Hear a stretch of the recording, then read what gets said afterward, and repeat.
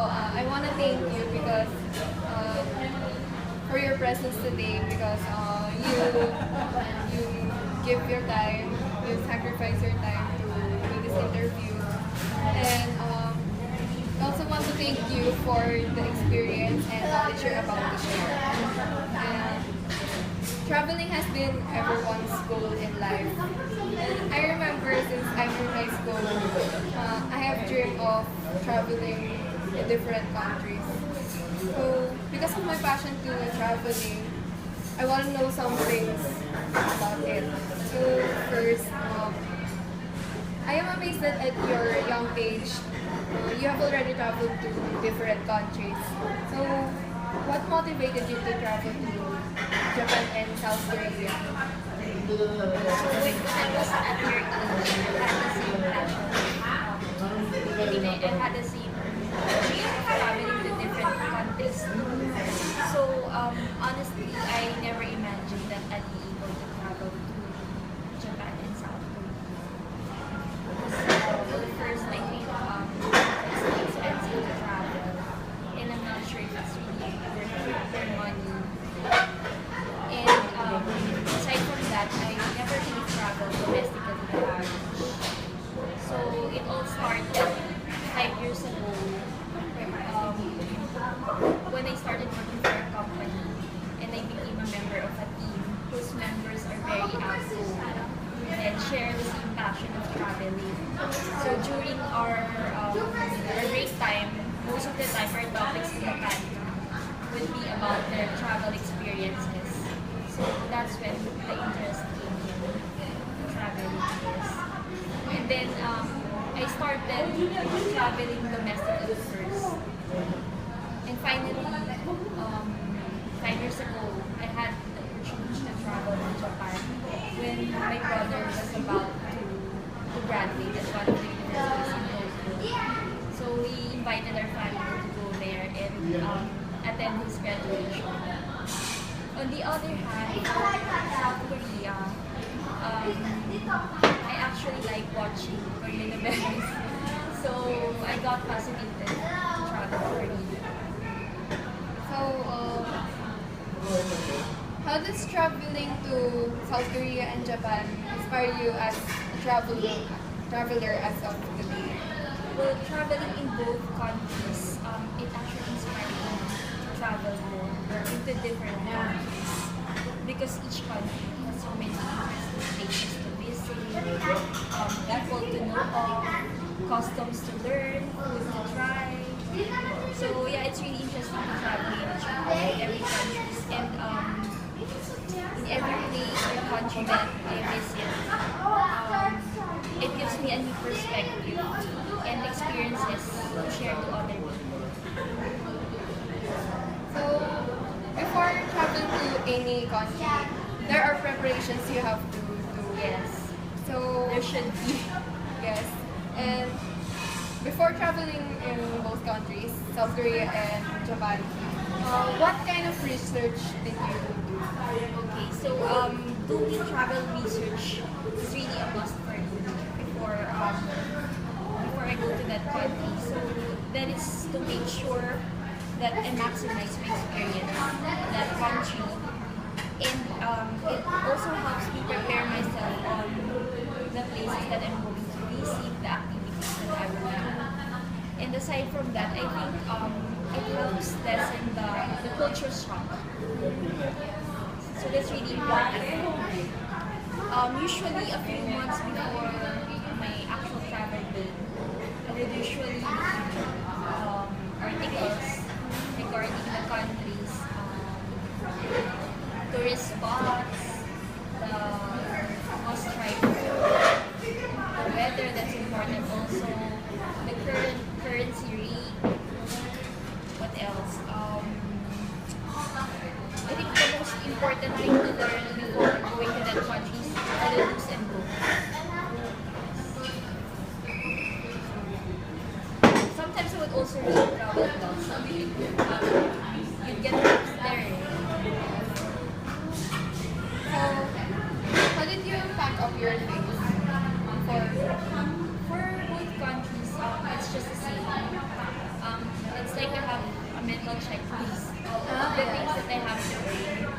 So the first thing I consider is the weather and the temperature. So a few days before my departure, I would check what is the actual weather in that country and the temperature. So I know what clothes to wear. And during my travel in Japan and Korea, it's fall season. So I have to bring thicker clothes, sweaters, and that's it. And aside from the clothes, you have also to prepare your travel documents. You have to make sure that it's complete. So from the passport to your IDs, your itineraries, and of course, you should not forget also your pocket money because it already happened to us before. My mom forgot our pocket money. So that's really bad, but Yes. you managed to. Yes, so those are really the important things to consider before you travel to a different country. When you arrived in South Korea, how did Koreans treat you? Actually, I didn't notice much difference on how Koreans and Japanese treated us. They were nice, they were hospitable. They greeted us and welcomed us to their guest houses, and everything was prepared very well. Even the instructions on how to operate the appliances, they have it already. So you really have nothing to ask. Okay, you really can't ask for more. Because you're really satisfied with their service. Yes. As a Filipino tourist, how was the hospitality? Both, yes, both Japanese and Koreans, they're very hospitable. Although, sometimes it's hard to communicate with them. There's really language barriers, so sometimes you feel like they're not that hospitable, but you feel that they're trying their very best to attend to your needs and to speak with you, even though they're not fluent in English. So, when it comes to food, Japan and Korea are known for their cuisines. How do you rate each food cuisine? Well, first of all, both Japanese and Korean cuisine, they're both delicious, I must say. But for Korean cuisine, it is largely based on rice, meat, and vegetables. And majority of their food are spicy. So that's why my sisters during that time were having trouble on what food to eat because most really are spicy. Yes. On the other hand, Japanese cuisine is more varied and I think it's more flavorful in Japanese cuisine. And I said varied because they have grilled meat, they have sashimi, sushi, rolls, they have noodles from soba, udon, to ramen. So there are a lot of choices compared to Korean cuisine. And aside from that, what I've noticed about Japanese cuisine, their presentation on the food, it's really something on them.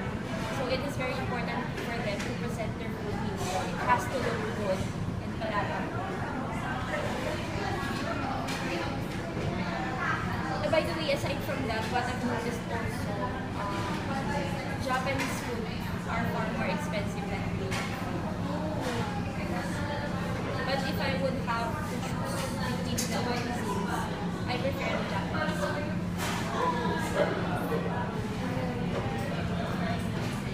When it comes to fashion culture, South Korea and Japan have their own fashion styles.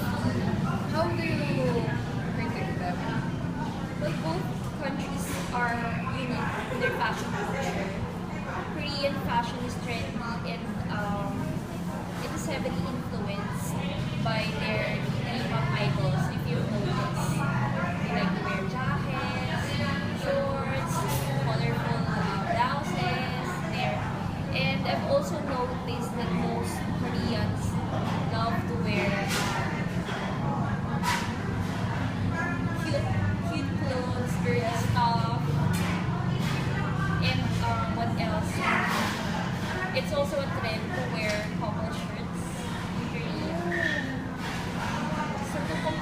Japan's more, when it comes to fashion, I think they're more personal, conservative.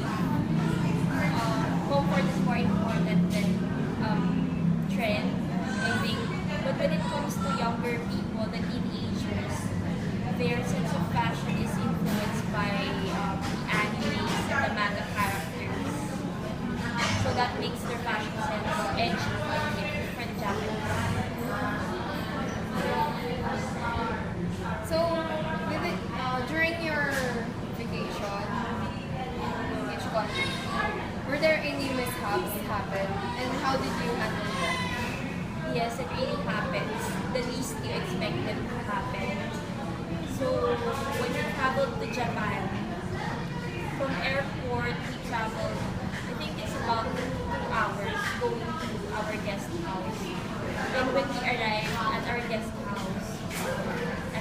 house, when my mother was about to take a shower before she goes to sleep, she noticed that her clothes were not in the luggage. So apparently our luggage was switched with another luggage. And it was already past 12 in the evening, so we really can't go back to the airport, so we have to wait for the next day. So what my brother did, we called Cebu Pacific Region, and there we have confirmed that there was a luggage returned. Same with ours. So my brother and my younger sister had to go back to the airport to pick up our luggage.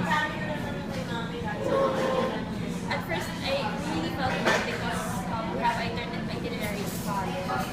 So it's like our first day in Korea was wasted. But then it really happens. You really can't avoid it sometimes. And then for Japan, so when we were traveling to Japan, we have this so-called JR pass, Japan Railway Pass. So it's like an unlimited pass for all Japan rails. So every time we go from one place to another, we just present it in the train station. So what happened during our last day when we thought everything was smooth sailing, one of my friends lost his JR pass. And when we talked about the Japanese, they told us that we really can't do anything about it. So what happened is that we had to buy regular fare tickets. And take note, we have to ride bullet trains during that time. So it was really additional cost for him. So that's what happened. And aside from that, also during our last day, one of my friends got lost in the train station. And so for 30 minutes, we were walking around the train station looking for her. And we already asked the Japanese to page her at the train station. And by the time they were paging her name,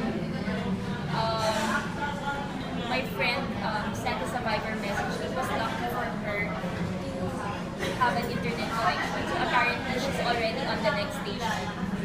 She waited for us and she told us that she was very worried that we might not be able to catch our flight home. So that's why we already went straight to the next station and she just asked us to leave. So that's what happened during our last day. So after traveling to those places, what are your remarkable places? Remarkable places for South Korea, I think the most remarkable place for me there is Nami Island. It's one of the settings in Korea developed to be personal. What's in the island that makes it remarkable? It's a good spot for viewing fall foliage. So there are lots of trees, ginkgo trees with different colors from red to yellow to orange. So it's really a good spot for fall foliage. And for Japan, I think the most remarkable place that I've visited is Itachi Seaside Park. So it's a park/garden with different flowers that blooms depending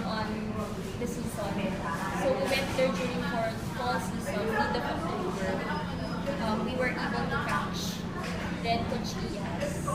So these are bushes that turns from green to burning red after mix. So it was really beautiful, and I think yes, that's my favorite place in Japan so far. How about your unforgettable experience in South Korea? My unforgettable experience was in South Korea. I think at the same place, it was my birthday. I celebrated my birthday at Nami Island with my family. So it's really unforgettable because I'm really excited about that place. And it's my birthday. So It's really special. it's really special. In Japan, I think it's my very first, the most unforgettable experience was my very first Disneyland experience. So it was special because first, it was the first time that my family became complete. And then we were at the happiest place on earth with the most important people in your life. So I really couldn't ask for more during that time.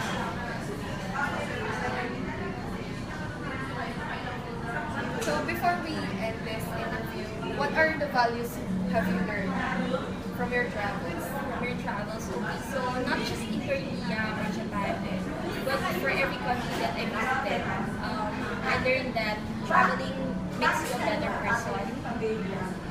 I feel that they become more mature and independent because sometimes you have to give up the comforts of your home in order to travel as many places as you can.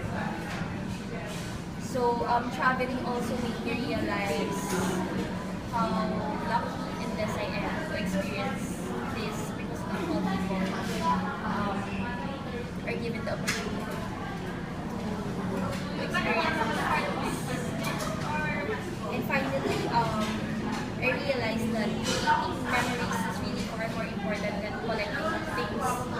So instead of spending my money on expensive gadgets and cell phones, I'd really rather spend it traveling, creating memories.